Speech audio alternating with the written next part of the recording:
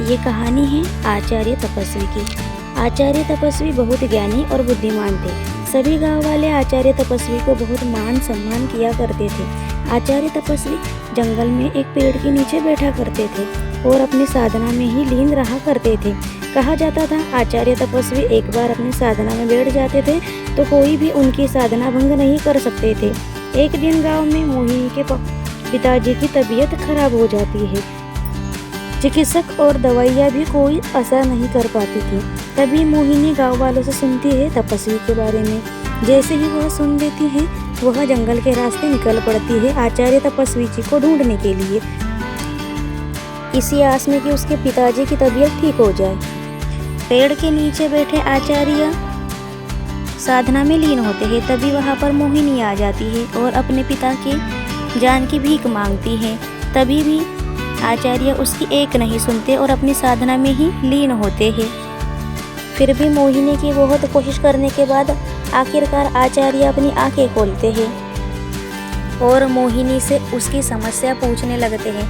मोहिनी एकांत में अपनी समस्या आचार्य को बताती। आचार्य तपस्वी मोहिनी की समस्या सुन मोहिनी को आश्वासन देते हैं कि उसके पिताजी की तबीयत ठीक हो जाएगी। अब तुम यहाँ से चली जाओ, मेरी साधना को भंग मत करो। मोहिनी कहती है, नहीं गुरुजी, मैं आपके बिना यहाँ से नहीं जा सकती। मुझे अपने पिताजी की तबीयत को ठीक करना है।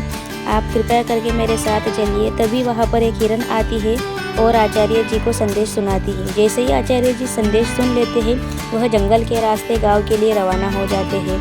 गाँव के लिए रवाना हो जाते हैं। उनका सभी आश्वासन उनके पेड़ पौधे और चिड़ियों को बता देते हैं। तभी वहाँ पर एक मुखिया जी आते हैं गांव के कि हमारे साथ चलिए, यह बताने के लिए। आचार्य कहते हैं, मैं तो आने ही वाला था, आपने क्यों तकलीफ़ की। मुखिया जी गांव के लिए रवाना हो जाते हैं और जंगल के रास्ते चल दिए होते हैं। तभी गांव का एक आदमी आया होता है उनको लेने के लिए। दोनों साथ साथ गाँव के लिए रवाना हो जाते हैं। जंगल के रास्ते दोनों ही आते हैं लेकिन उनको बहुत देर हो जाती है। जल्दी जल्दी में वह पहुंचने लगते हैं परंतु वह समय पर नहीं पहुंचते हैं। गांव के सभी लोग वहां पर इंतज़ार कर रहे होते हैं। यहाँ पर मोहिनी की पिताजी की तबीयत बहुत ही गंभीर होती है। दो लोग गांव के वहां पर उनका इंतज़ार करते हैं परंतु फिर भी आचार्य जी समय पर नहीं पहुंच पाते हैं।